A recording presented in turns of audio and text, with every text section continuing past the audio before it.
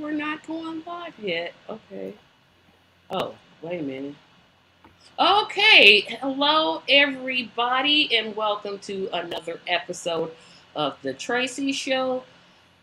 Um, I'm so glad to have everybody. Before I let my guest introduce himself, um, uh, got a ton of announcements to make here, so we're gonna breeze through these as quickly as we can. Remember to mark down September the 8th, starting at 8 o'clock p.m. to September the 9th, 8 o'clock a.m. for the 12-hour telethon.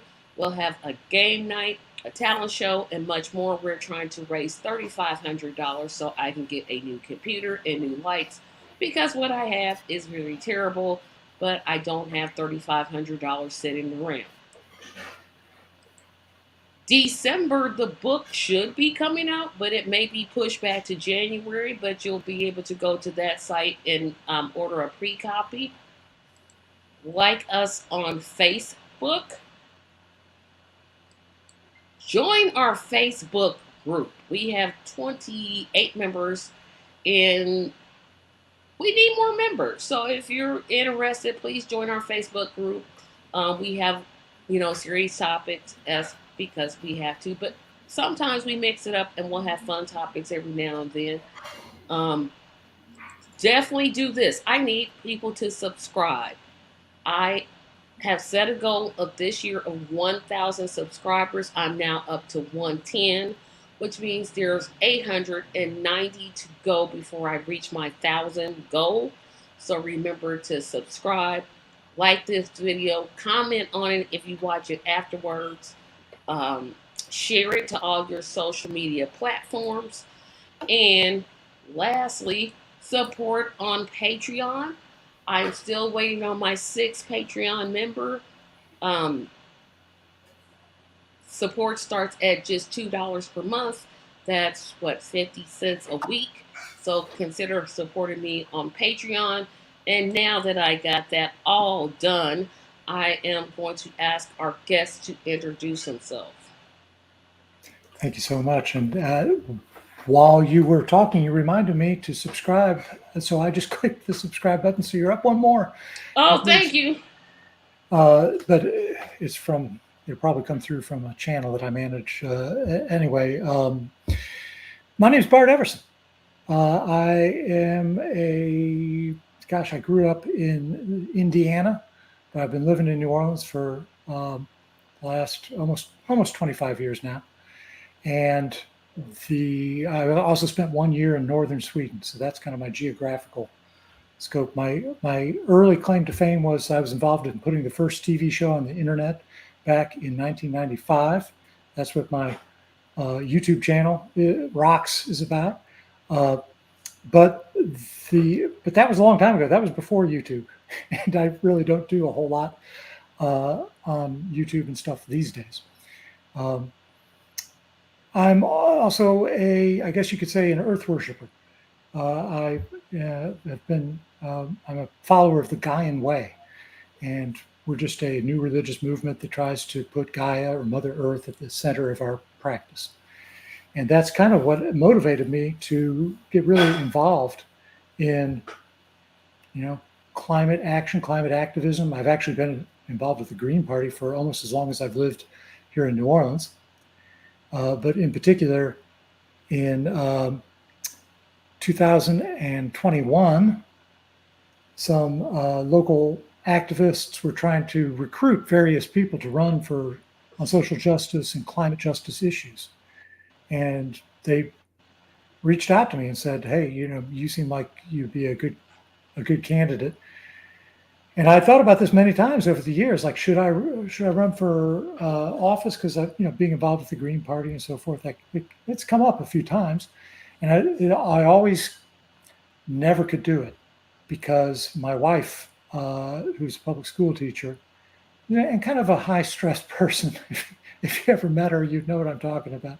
Kind of an anxious person, and she's like, "We don't need that level of grief and trouble and attention in our lives. So, do other things, but don't do that." And, politics in New Orleans is kind of like a brass knuckle sport. So you're inviting a lot of yeah, a lot of stress and tension and drama into your life if you run for public office. So I always said no because yeah, I couldn't do this without the support of my family for sure.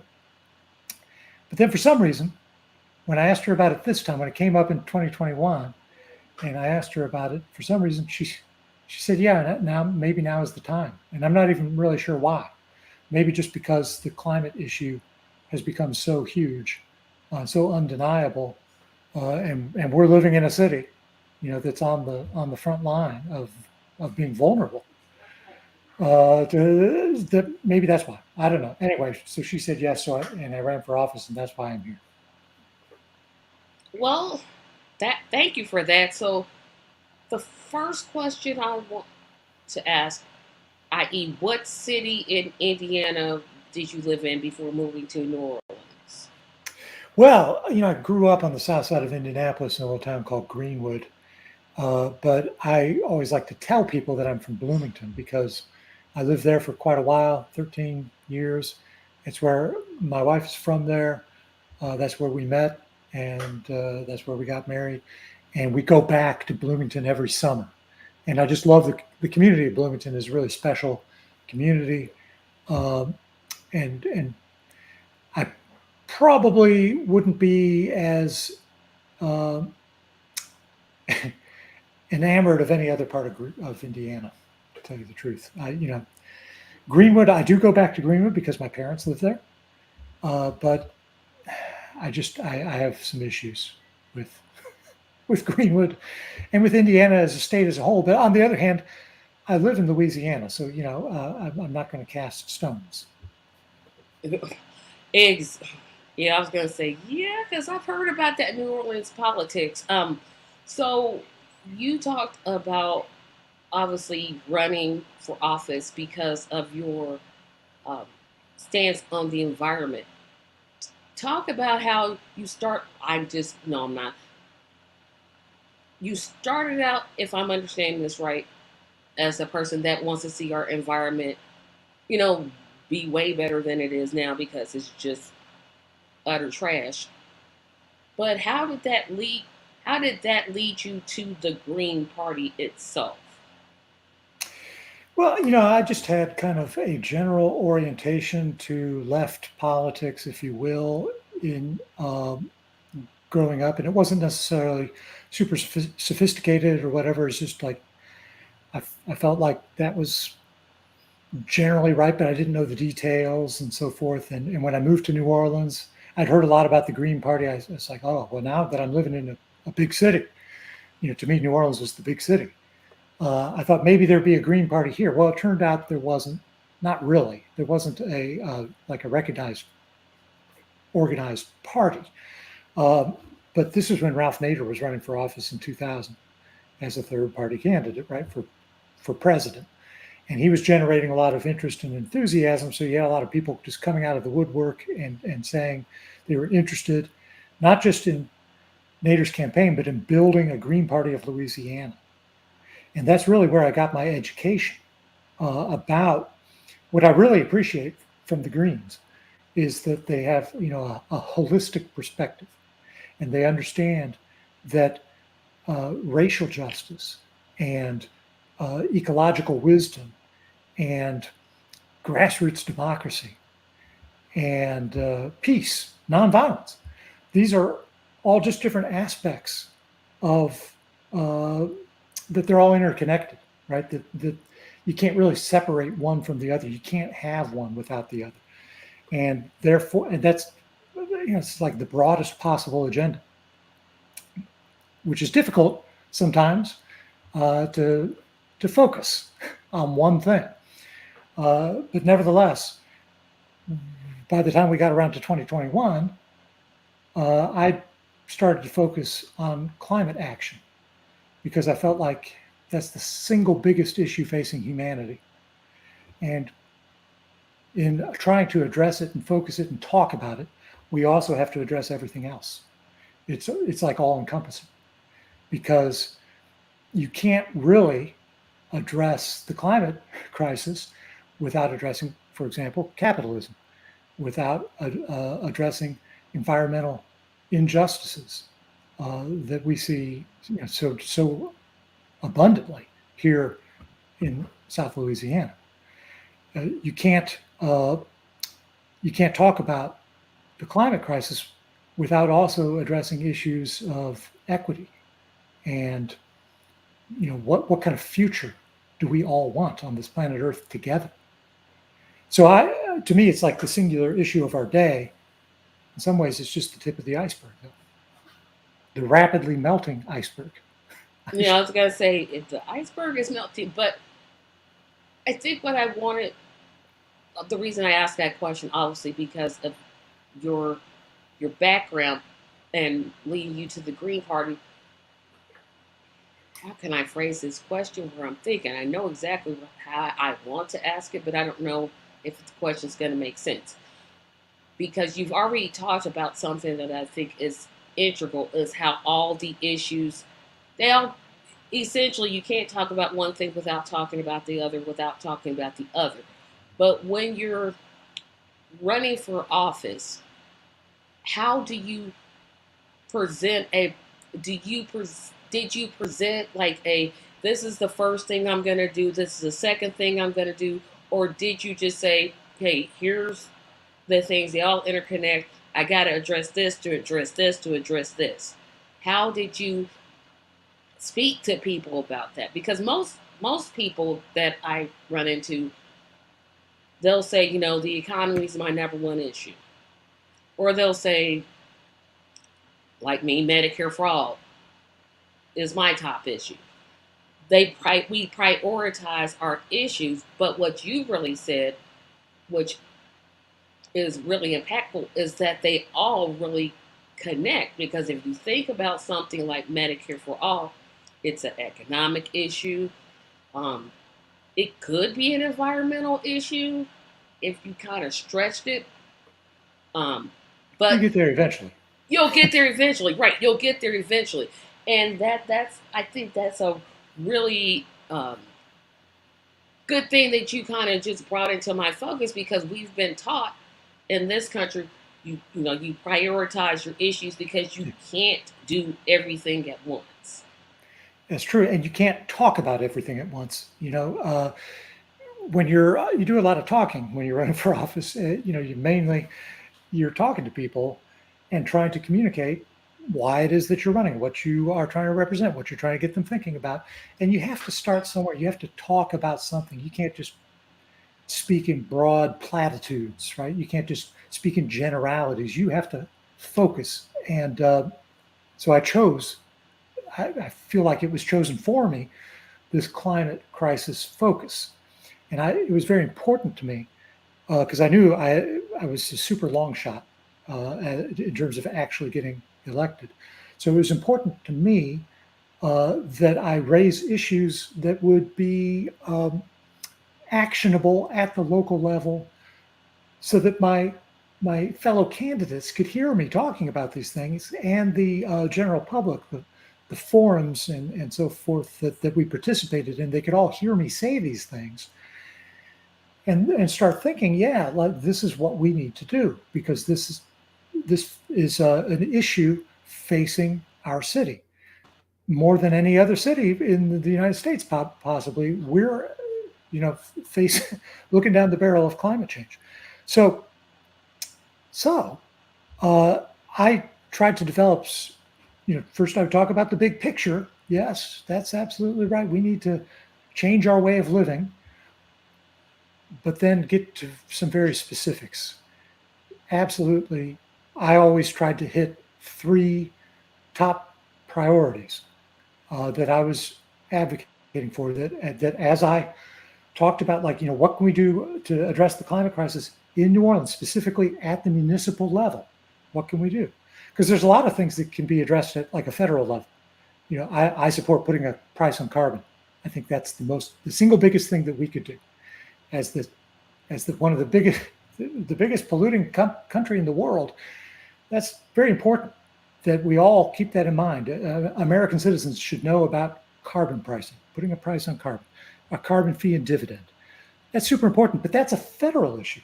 So I wasn't running for federal office. I was running for city office, city of New Orleans. I wanted to talk about what we could realistically do, what the city council in particular of New Orleans could realistically do. And there were three things. Number one, hold Entergy accountable. And if you don't know, Entergy is the name of our utility that does our electricity and gas. It's a huge utility. It actually covers multiple states, but is broken up into different particular entities that, like, you've got Entergy Louisiana and Entergy Mississippi and so forth. Well, there's an Entergy New Orleans that serves only the New Orleans area. And weirdly enough, the City Council of New Orleans regulates that entity, Entergy New Orleans. It is the only city in the United States that has that authority. Outside of Washington, D.C., I believe also has that. Usually this is done at a bigger level, like a regional level, a state level, what have you. And most of Louisiana is done that way. But New Orleans is an exception, as in so many cases. So the city council has the authority to regulate Entergy. And Entergy has not always been a good provider of these resources. They haven't always seemed like they're very, thinking about the future and what they need to do to shift away from fossil fuels. In fact, they've done quite the opposite. They have built a fossil fuel, gas powered plant to generate electricity out in New Orleans East, which we, the community, generally opposed and protested against and tried to stop. But Entergy was hell bent on building this thing. They even had a city council hearing on this, where a bunch of people showed up seemingly out of nowhere, saying that they were for the gas plant. They wanted Entergy to build that gas plant. They were counter protesters, if you will, cheerleading for Entergy. And it turned out later, it came to light that they were hired actors. And this is not some kind of weird conspiracy theory, right? That this came to light and was reported. It was exposed as a real thing. Entergy had hired people to come in and pretend to support this initiative. So they're bad actors, bad corporate actors. They've acted in bad faith, which isn't to say that all the people who work for them are bad, but at the highest levels, there's been some mismanagement. And that really matters. And we pay the price. As the citizens of New Orleans, we have a high energy burden on our poorest citizens in particular. So holding Entergy accountable, that's what needs to happen. You would think with the city council regulating them that we get a better deal. But the problem is that they're a huge, extremely profitable company, part of this larger corporate infrastructure that I was mentioning. They are like a Fortune 500 company, the only one that's still headquartered in New Orleans, by the way. And the city council is just a few people. The city council, they do their damnedest, but it's a matter of what you would call regulatory capture, right? Where this corporate entity wields far more power than the elected officials who are supposed to regulate them. So they kind of have their way with the city council, and we pay the price. So that was my number one priority: hold Entergy accountable. And the amazing thing was that right in the middle of the campaign, Hurricane Ida struck New Orleans, actually struck a glancing blow. The damage was far more to our immediate west. But New Orleans weathered the storm pretty well in terms of the levees and everything, which have been rebuilt at great expense, at taxpayer expense, by the way, at your expense, Tracy. And the good news is that it held up.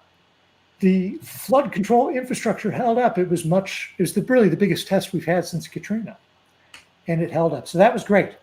But the power grid did not hold up. In fact, you may have seen the video of this giant electrical tower falling into the Mississippi River and other stuff. It looked like our electrical infrastructure was held together with chewing gum. It hadn't been maintained and kept up over the years. Entergy had failed in that regard. And so all of a sudden, everybody running for city council office in this race that I was in, all of a sudden everybody else was saying what I've been saying.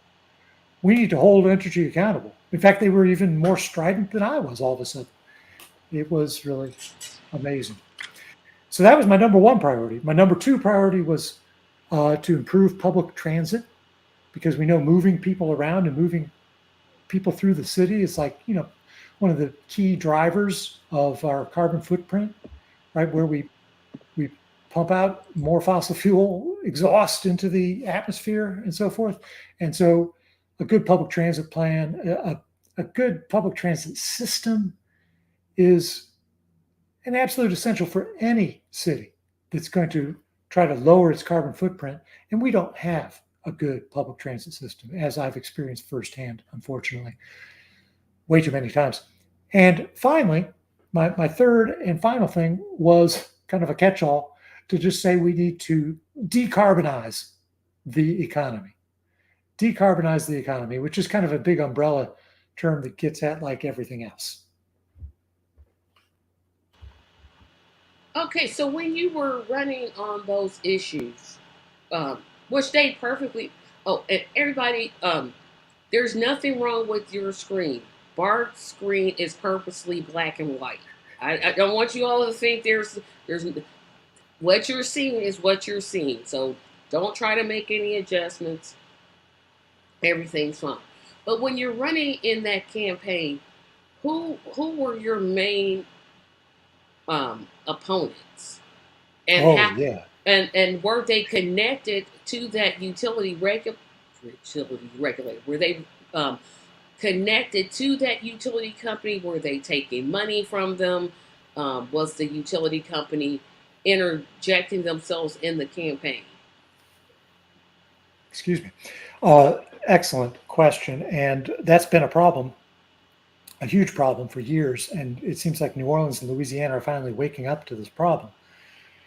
The city council actually, before the election, adopted a new, was it before or after? Anyway, a new ethics rule that said that these council reps cannot take money from the utilities that they are supposed to regulate. They can't get campaign contributions from those entities. And that was promoted and endorsed by the Greater New Orleans Interfaith Climate Coalition, which is a great group that I've been that really has I've been trying to support as much as I can. A lot of different congregations, people of different faith communities coming together and trying to advocate for climate action and environmental justice. Anyway, so the people in the race, I don't think did take any money from Entergy, because and that became a big issue. It's been a problem in the past. However, they all were very well connected folks, right? They were all. I faced three opponents. They'd all held public office before. Two of them were actually sitting city council people running for the at-large seat. The third person was a former state senator. They all came from dynasties, if you will, well-connected political families. And at least two of the three had over $250,000 in their campaign fund before the election even began, right? Before the qualifying period even began. So stiff competition for these seats. And it was a well-known fact. I mean, just virtually guaranteed that, in American politics, money makes a huge difference. And so just looking at the numbers, just crunching the numbers, you could see that not only was I a long shot candidate, it was virtually impossible for me to be elected. And I went into that with open eyes. I raised a few $1,000s on my own. It wasn't anything compared to what these folks had. The name recognition. Also, I'm an outsider. I'm not from New Orleans. And generally speaking, people here like homegrown candidates. But that's okay, because I considered it a victory. If I had to define success early on, and what is success going to be? Success is going to be if I can get these issues to be more prominent because it seems like nobody's talking about this. We need to have climate at the forefront of all our public policy discussions because it's the biggest issue facing humanity and certainly the biggest issue facing the city of New Orleans in terms of the long-term viability of this city even being here. Rising sea levels. I mean, so then as I ran for as the campaign unfolded, one of the opponents got arrested for drunk driving, and that was his third arrest on this issue. So he basically bowed out of the campaign at that point. But that became the biggest issue. Like I said, I wanted to get coverage. I wanted to get media coverage. We were still in the pandemic mode at the point of this campaign. So this is largely played out in the media. There weren't a lot of live events. It was online and in the media. And the big media story, unfortunately, ended up being like this guy getting busted for drunk driving. And he suspended his campaign. He did not withdraw, however. And so he was still on the ballot when it came time for a vote. That is, oh wow. I'm like, oh, please don't let there be more. But I think one of the things that has always bothered me about third party candidates is this: they want to run. And maybe this is the competitive nature that I have. If I were ever going to run, and I'm not ever going to run. But, well, no, I'm not going to say I will never run. But right now, I have no interest in running. But I'm running to win.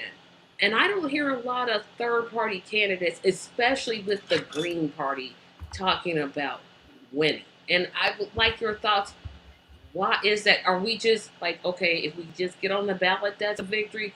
Or is it because the bar for victory is set so high, we automatically just come in thinking, it's probably not going to happen? I feel like it's a very good question. And one thing I discovered early on, as soon as I qualified for office and just talked to a few friends, I work at a university. So some of my friends they're college professors, they're PhDs, they're super smart people, right? They are the intellectual elite of this country. And yet when I would say to them that, hey, just in confidence, just speaking very candidly, I don't have a prayer of winning this race, they would look at me like I was crazy. Like, what are you talking about, Bart? Of course you can win. Of course you can. Don't you know that? I mean, because they know me and they like me and they know that I'm talking about important stuff. Don't you know that? Of course, you've got people who hear what you're saying, and your campaign is going to take off. And I'm just like, man, you are not nearly cynical enough. That is not how it works. That's where I think, because if I were ever going, I'm not running unless I know I'm going to win. I feel like that, and you can disagree, and that's fine. But I feel like when a third party candidate runs, the bar is set so low. I want to hear a third party candidate come in like, no, I'm going to win. I'm going to do what it needs to take. I'm going to get the amount of signatures. I'm going to do whatever it takes. I want to hear that instead of, well, we got the Republicans and the Democrats and blah. Like, no, it's like, stop. I believe in setting the tone. I'm a big tone setter. And when a candidate that's a third party candidate says, well, I don't have a chance of winning, why am I giving you money then? Why am I supporting you? Why am I volunteering for you? That's a lot, especially when you're trying to recruit volunteers. That's probably the hardest part of any campaign, is to recruit volunteers. And you're saying, no, we're not going to win. Volunteering? Wait a minute. Hold on. I'm supposed to spend hours and hours on end for you to say, now, if you don't win, that's one thing. Okay, that happens. Basically based off of, what the tone of the election is, et cetera, voter turnout. But to just go into it saying, I don't have a chance, I don't know. That really bothers me. And I don't know why. I think it bothers me because I'm so competitive. I got that competitor in me that says, no, I'm not going to do this. Yeah. Well, and I want to be clear. That is what I've just said to you about not being able to win and so forth. That is not something I would say on the campaign trail. It was not something I said publicly. It's something I can say to you afterwards. But I knew from early conversations that this is not something that gets any traction. People don't want to hear, "I can't win," right? So Right. I was always very careful never to say anything like that. But on the other hand, I've also seen candidates in the past who it was clear they're the longest of long shots, and when they talk about winning constantly, and they sound like they believe it, they sound delusional to me. Because I understand how power is structured in our elections and how broken our electoral process really is. If you have multiple candidates with $250,000 campaigns, and then some guy comes along with the best ideas in the world and and no money, then that person has no chance. Not in our system. It's not how it works. So I'm just to me, it was a balancing act in terms of my public persona, how I could balance talking about the issues and having a positive, kind of upbeat campaign, making it sound like I am running to win, but always being realistic about where I really stood. Yeah, I think I'm gonna teeter on that delusional because this person, I can't see getting into a race. Yeah, pretty much gonna look. I can't. That thought wouldn't even cross my mind. And I've got to tell you, Tracy. I'll tell you one other thing. I hated running for office. It was one of the most difficult things I've ever done. I hated every moment of it. It's contrary apparently to my personality. Maybe it's the personality that I've become in age. Maybe I would have been different when I was younger, but that's where I'm at now. I did not enjoy the process, and so I knew from everything that it was exposing it to that I would have hated if I'd won. I would have hated that even more, because serving in public office would have been even more difficult. yeah, Now, it was interesting to observe the people that I was running with who had all served in public office before. One of my opponents seemed to also hate campaigning. She did not enjoy the campaigning, but she enjoyed governing, right? You could tell that because she'd done the job. She knows what it entailed, and she really relished it. She had an appetite for that. One of the other guys who's running for office, who actually won, by the way, you could tell he did too. He enjoyed governing, but he also enjoyed the campaigning process. You could tell he was a people person. He liked the process of campaigning and so forth. And so anyway, when it was all over, I felt an immense relief that there wasn't a runoff. That the campaign, because the campaign was delayed, by the way, for an extra month. I thought, hey, I can do this at least. The campaign season's only like 3 months long from qualification to the election, 2.5 months, something like that. It's not that long. But then we had the Hurricane Ida, and the whole thing got delayed an extra month. And so to me, it was protracted agony because I had to keep going, keep slogging it out. But I felt very relieved. The one thing I say to people, and I continue to tell people today, is that running for office is a pain in the ass. It's difficult. It's expensive. It's nerve-wracking. It's stressful. And everybody should do it. Everybody should do it at least once. Think how our system would change if everybody with half a brain and half a heart who actually cared about their community ran for office at least one time. Not only would we have a slew of, potentially better candidates. But also people would be brought up, they would see up close and personal just how broken our systems are and how desperately we need to reform our so-called democratic systems. We need to change things to make to put democracy actually into practice, as opposed to just being something that we give lip service to.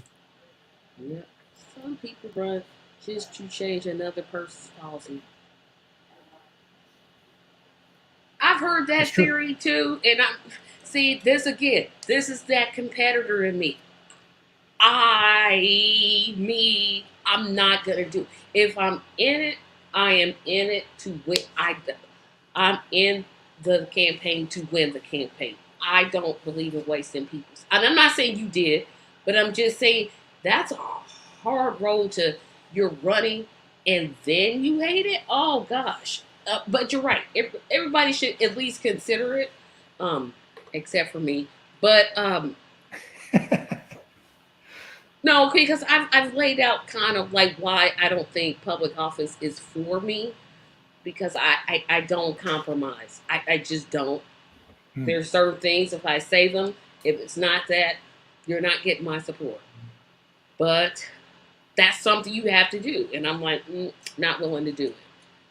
That's me. But certainly I encourage it, and that's why I have this show. I want to encourage all third party candidates because the system, the two party system, we know it's terrible. I don't. We could sit here and talk about how terrible it is and how they stack elections, but I do want to shift to when you started the campaign because again, Louisiana is different from Indiana. Hmm. Did you have to gather signatures, or did you just pay a fee and say, "Hey, I'm in," and you paid your $25 and you're on the ballot? Well, it was a little more than $25, but yeah, I just paid the fee. How Uh, much was the fee? I'm being nosy. I'm trying to remember. I'm thinking it was like 250. But you didn't have to gather signatures. You could, if you gather signatures, then you don't have to pay the fee. So it's either Ah, or. so okay, it's either or. Now, how Yeah, many? Like, if you had went the signature route, how many signatures would you have had to get to not pay the 250? I think, and I'm talking out of my butt here. I think it's like 1,000 signatures for that office. I suppose it depends on whether you're running for district, city council, or at large. But I remember one guy who came to my door, knocked on my door before I qualified.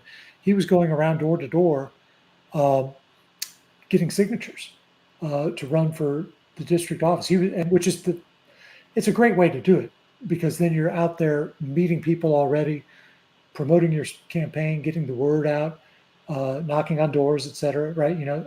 So I really respected his approach, but I was just like, I'm just going to pay the money and have it done. Because and I've talked to candidates before. Here in our home state, it's no either or.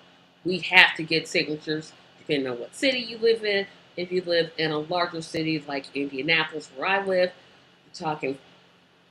I think it's always that 2% of the last voter turnout, which would mean about 5 to 6 thousand signatures. Which you had to get twice as many because they're going to throw out half of the ones that you get. So that whole thing is kind of a well, it's not kind of a barrier. It is a barrier to keep third party candidates. Paying a For sure. fee to me makes more sense because that puts everybody on a kind of an equal playing field. Now I don't know if 250 is an amount I'd be comfortable with, but it makes more sense to me. And it's a different amount and everything, but for the presidential election, it's much easier to get on the ballot here in Louisiana than in other places. So there's, in some ways, Louisiana offers more uh, ballot access, if you will, than than was my experience in Indiana, for sure. Oh, we're And the worst. We are the worst. If we're not the worst, I want to know what state out there is worse than ours. We have the most stringent. I'm like, are you serious? We only have what 6 million people. We aren't the size of Illinois. We aren't the size of Ohio. We aren't the size of Texas, California. But yet, our signature barrier is higher than all of those states that I just named. How? That doesn't even make sense to me. And the Green Party of Louisiana got official ballot status here as officially recognized party in 2005, August of 2005, actually, just a couple weeks before Hurricane Katrina. So, and it was not that difficult to get. You had to get 1,000 signatures, I believe, and pay $1,000 or something like that. And so it was doable for an organization. And then, of course, Katrina hit, and it scattered a lot of the organizers, of the Green Party of Louisiana were located in New Orleans. And so we've been basically in recovery mode ever since. It's never been the same. And Katrina was in, I want to say 2009. 2005, August 2005. That means that's what, 18 years? Coming up on 18 years. That's a whole new voter. Like if you were born in 2005, you can vote this year. Oh my gosh. Puts things in perspective. Yeah, that's like, wait a minute. I want you to talk about some of the barriers. Oh, wait a minute. I got a point to come in.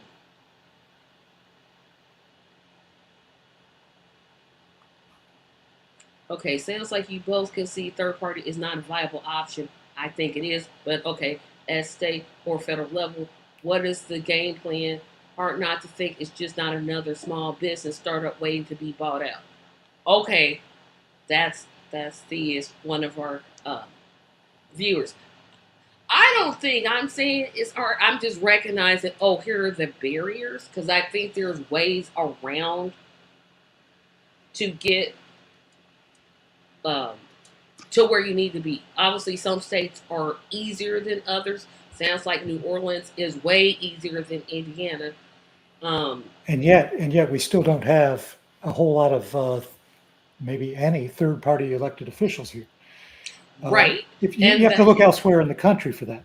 Yeah, there are third-party elected officials, but they tend to be in the Colorados. They tend to be westward and not eastward. But, there's work to be done. We know it's viable. It's just to be convincing people, hey, you tried this party and it didn't work.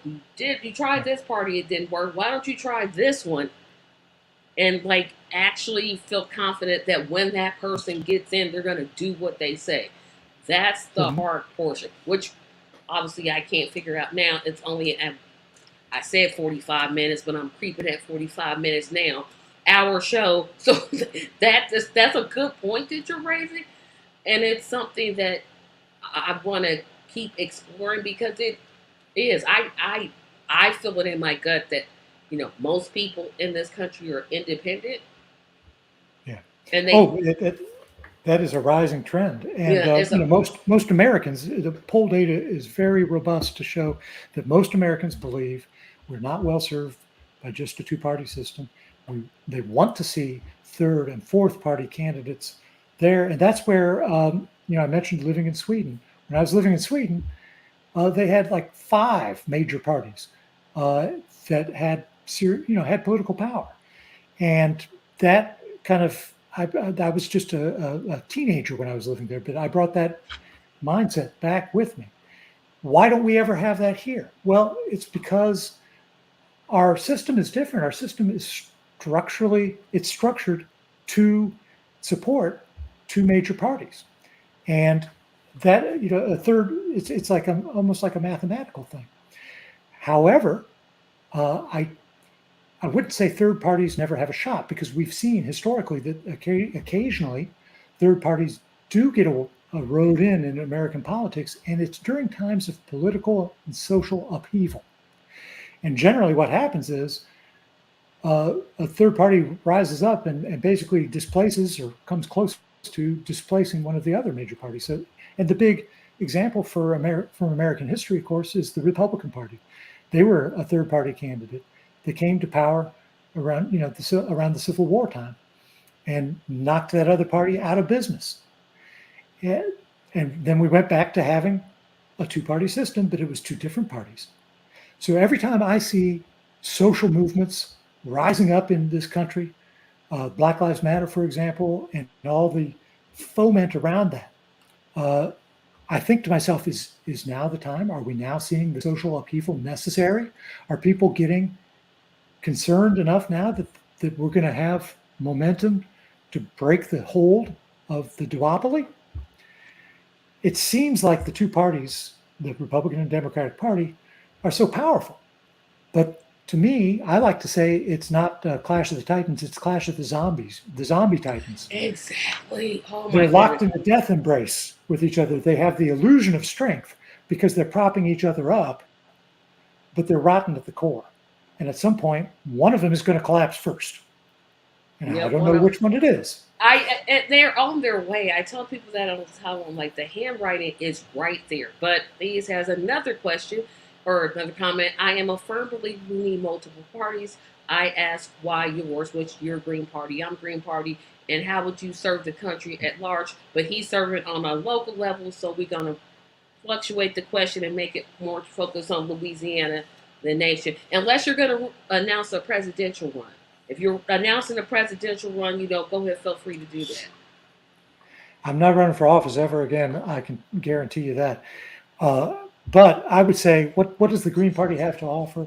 It's what I was saying earlier. It's that holistic perspective and a commitment to values.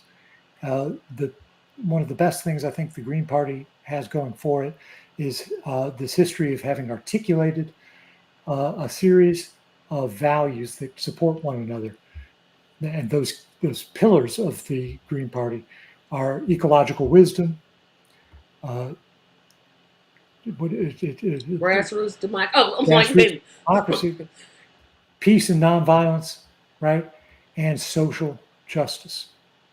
And it is, generally speaking, coming from a particular, if ecological wisdom is not something that you value, then yeah, the Green Party is not for you. If you don't think that the climate crisis is the biggest crisis facing humanity, then you might want to look elsewhere. But I think that that's self-evidently important, and should transcend all this petty bickering between Democrats and Republicans.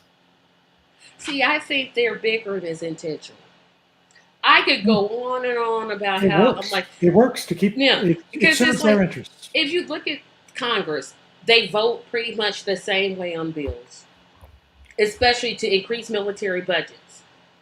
I don't know of any congressperson that has voted against increasing the military's budget. But I've heard some Congress people say, oh, it's too large. Okay, why don't you try voting against it? So they know how to work together when it belittles America. Like when they want to just work us over, they know how to work together. But that's my opinion. But I'm here to interview Bart, not to go off on my tangents. But I do want to talk about, like when you were running for office. One thing I do not ever like, and the media is so good at doing this. I can't stand it. It irks me. It's probably the one thing that keeps me from saying I'm going to run for office is the role of the spoiler. I don't know why this agitates me so much, but it really does. I I don't understand. It's like when a politician says, "Oh, well, you're just taking away votes from our party." That's the whole point of running. Like that's the reason I'm running is to take away votes from. Like I don't. That whole thing just infuriates me. And so my Well, first of question. all, the votes don't belong to any candidate, right? The Oh, votes thank belong to the you so voters. much for saying that. It's like, wait a minute, my vote belongs to you. You haven't done anything to earn it. You haven't done anything to say I should vote for you, but it just belongs to you. No, it doesn't. Thank you for saying that. But what I wanted to say was when you were running, and I know the media coverage is next to nothing. Basically, either they'll cover you as, you know, the if you're not throwing pies in people's faces, you'll get casted as a spoiler. If the media covered you, how did they cover you? That's my question.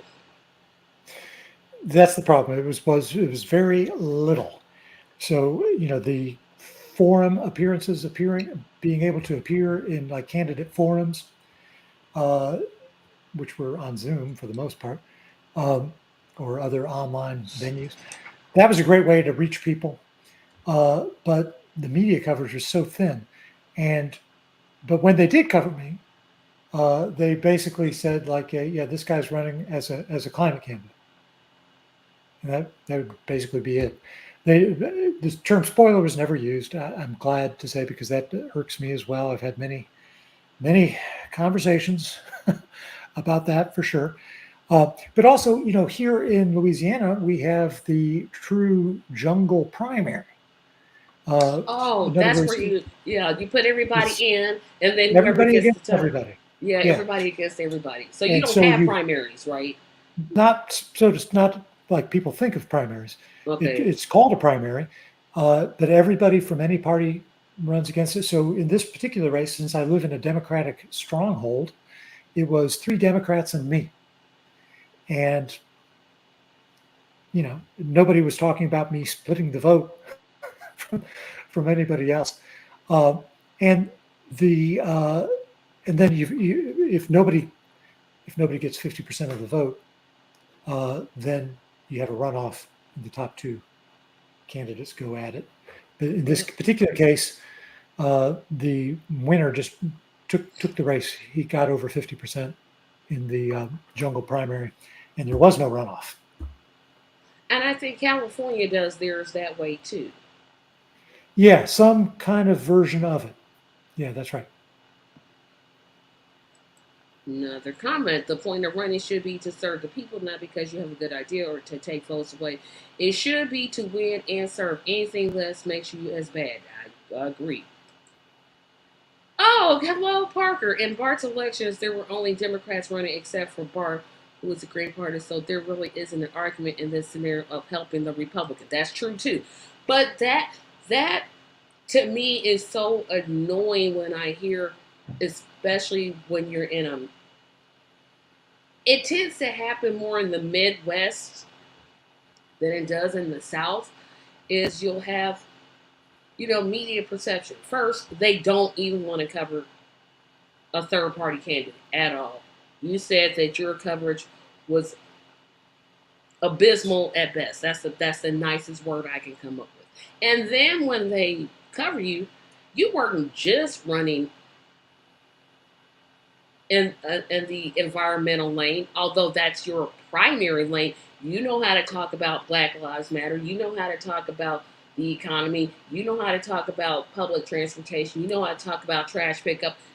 But that casting is so important. How do you reach people to say, "Hey, the media isn't covering me, but I'm here"? How do you go about doing that? Yeah, and I wish I could tell you that I had some kind of brilliant stunt that I could have done. We thought we thought about something, but we never hit upon like some kind of brilliant stunt that would capture some media attention. Uh, what we did, what did happen, is kind of funny. But remember, I said that there were 3 other candidates. Now, one of those guys was so hated by the other 2, apparently, that the other 2 candidates, even though they were running against each other, right, they endorsed each other as a kind of stunt, right? We're going to endorse each other, basically just saying, don't vote for that other guy. And that ended up being the big story of the campaign, besides the guy getting, kind of basically self-disqualified for his drunk driving. Hey man, I want to make sure. DUI. I'm sorry to interrupt, but I have to make sure I'm understanding what you just said. So you have candidate A and candidate B. Instead of saying, "Hey, vote for me," they say candidate A says, "Vote for candidate B." Is that what you're saying? Yes. Oh They my said gosh, vote I for each understood other. it. Just don't vote for candidate C. And by the way, I'm candidate D. in this scenario, right? So I'm not getting any traction from any of this. I'm again, basically ignored. But that was front page news. That became a Yeah, because it never happens. I've never heard of candidates saying, I'm running for office, vote for the other guy, and still run. I'm sorry. It's not that I don't believe you, but I'm just like, I've never heard of this. yes. Never. It was neither had anybody else, and that made the front page. That's what really hurt my heart was that none of this stuff about the climate crisis, this existential threat to our city.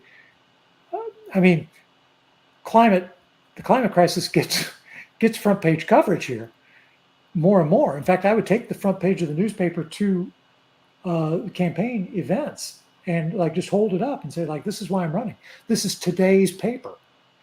This international, consortium of scientists is saying we don't have much time to make essential changes, or this city's going to be underwater.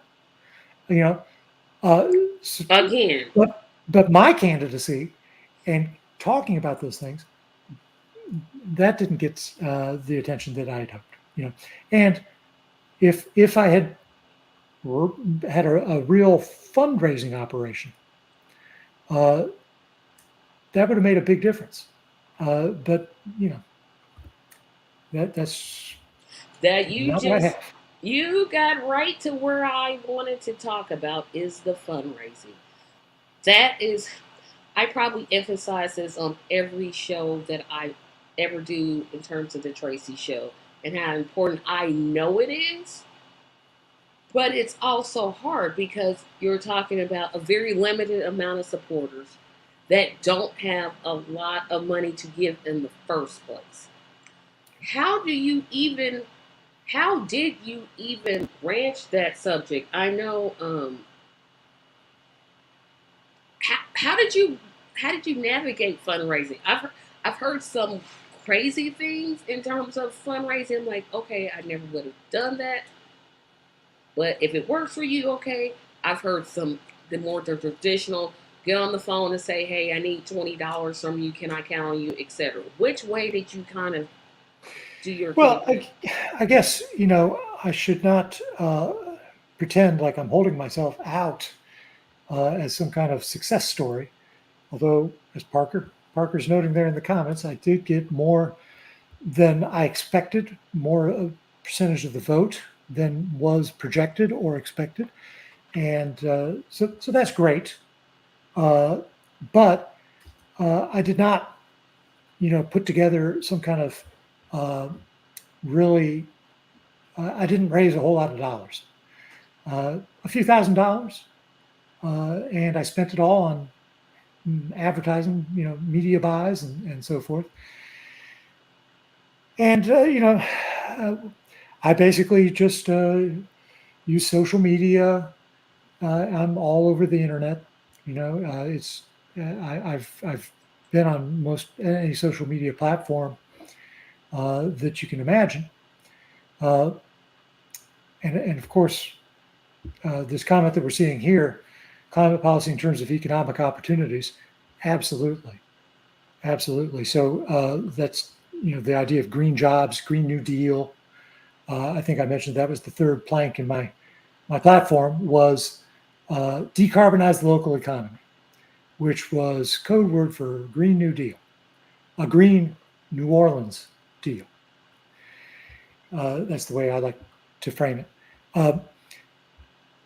But it's just a matter of like I put together a newsletter. I would send out my electronic newsletter. People could sign up for that. I'd always ask for money, and people gave money. And I was always amazed anytime people would give me money. But that's clearly uh, not my strong suit. Definitely my weakest part of my weakest link, my Achilles heel, if you are. And the lesson that any candidate would need to consider is, you need to take that fundraising seriously.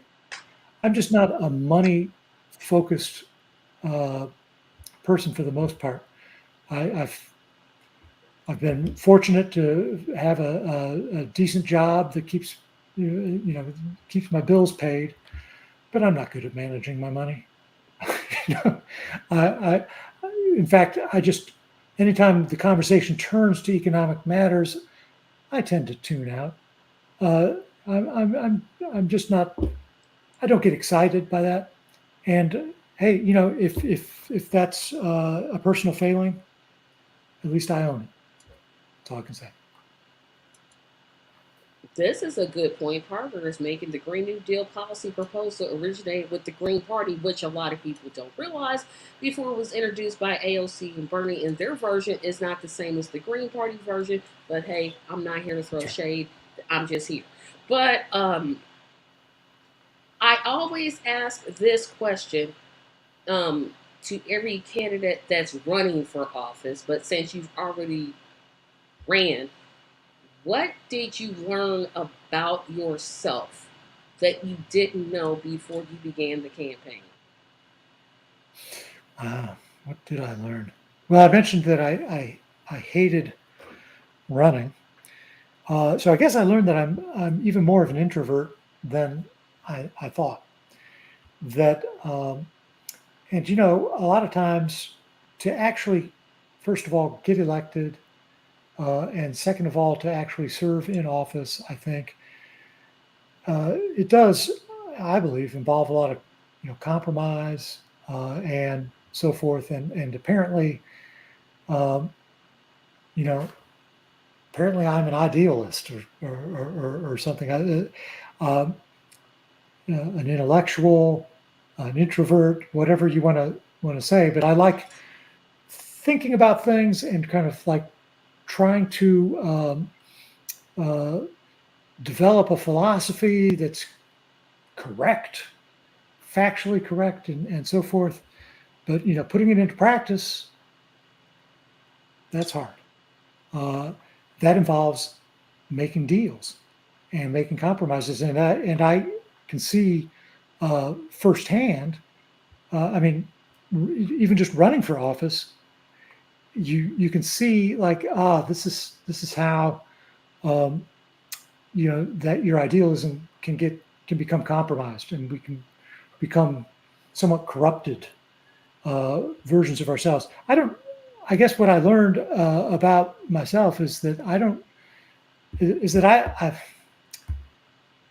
I can understand how that happens to really well-intentioned people who really their heart's in the right place, and they're not just what do you call it, self-serving individuals.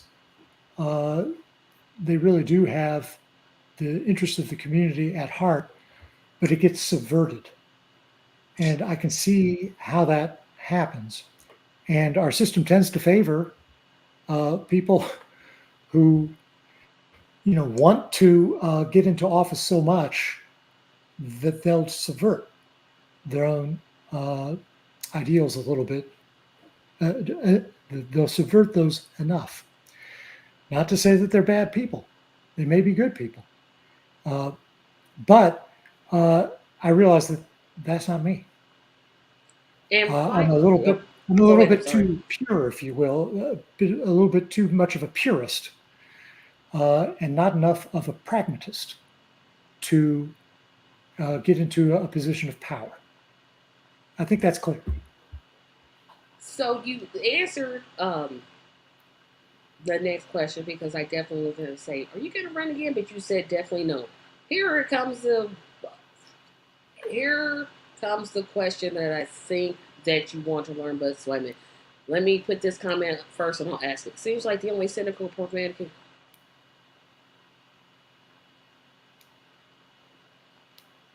That's kind of true too. That's about right. Yeah, that's about right. I'm like, um, what would you say to a person who wants to run for office, doesn't want to run as a Democrat, doesn't want to run as a let me backtrack that. What would you say to somebody that wants to run in the Green Party as a candidate? What advice would you give them, and how would you kind of help them um, walk out that, because it's a process. From what I've gathered from talking to other people, it's definitely a process to run for office, to even think about running Yeah. for office. Well, I mean, my advice would be the same for almost any grassroots candidate, right? A candidate who is really coming not from some kind of dynasty or some position of political power that they already have or whatever, but who's really trying to represent the people and doesn't really have a lot of resources. I would say, first of all, you got to start way early, right? Look down at a uh, office that is coming up for election a couple years down the road, and take your time to do all the advanced planning and building all the coalitions that you can, getting your name out there, getting people to recognize you for hopefully for real community service, for real things that you're actually doing, and not just you know some kind of silliness. Uh, so that's it. Of course, you have to be an active member of the community. I'm just going to take for granted that anybody who's running for office really is involved in their community, and that's where their motivation comes from. If it doesn't, then what business do you have? As far as I'm concerned, you just put that out of your mind. You should be involved in your community. You should plan far ahead, and you should take the fundraising aspect very, very seriously. Start raising those funds early, and and try to think creatively, think outside the box, think about what kind of political publicity stunts you could do that are crazy enough to get some media attention, but not so crazy that you get written off as not being a serious candidate.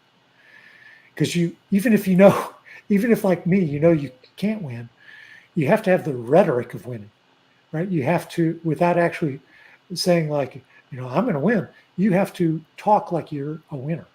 You have to believe in yourself to the point of of mounting a credible campaign, because if you don't represent a credible threat to the established order, then you don't have really any business running for office. And final question: where can people find you at in terms of your social media handles? Oh, well, I'm easy to find because you just type my name, Bart Everson, into a web search and you'll find my website, barteverson.com. It's pretty easy. So if you know my name, you can find me, barteverson.com. I'm very disenchanted with social media for the most part, but I have become kind of enamored of Mastodon as a social media platform. And if people aren't aware, Mastodon is a social media platform that's built on a different structure. It's decentralized. It There's no central server. It's lots of, like, thousands, literally thousands of servers, independent servers that make it happen, that make up the network. And this decentralized structure means that nobody can own it, and therefore uh, it remains immune to the idea of a single person, like a billionaire, swooping in and buying the whole thing. It's literally not possible. And it means that the network itself is uh, free from the corrupting influence of money grubbing corporations that just want to make a buck off of your attention. And that, to me, is a very exciting prospect. So I've been advocating for Mastodon. You'll find me on Mastodon. Well, you can go to my personal site. That'll give you a link to it. Or you can find me on Mastodon as editor is my handle. Editor, like, one who edits, at flow.earth. And that's my server. And on Mastodon, you got to know somebody's server to be able to find them. It's flow as in like it, not it flow like in an ice flow, which is FLOE, flow.earth. Thank you so much. And I did it again. I said 45 minutes, and we're at an hour and 10. So apparently I had more questions than I thought, but I thank you so much. Thank you to everybody in the comment section for your great questions. I said I was going to um, make a better effort to get to those. Again, I definitely invite you to like this video, share this video, subscribe. We are close. We are edging close to that 150, but 1,000 is our goal.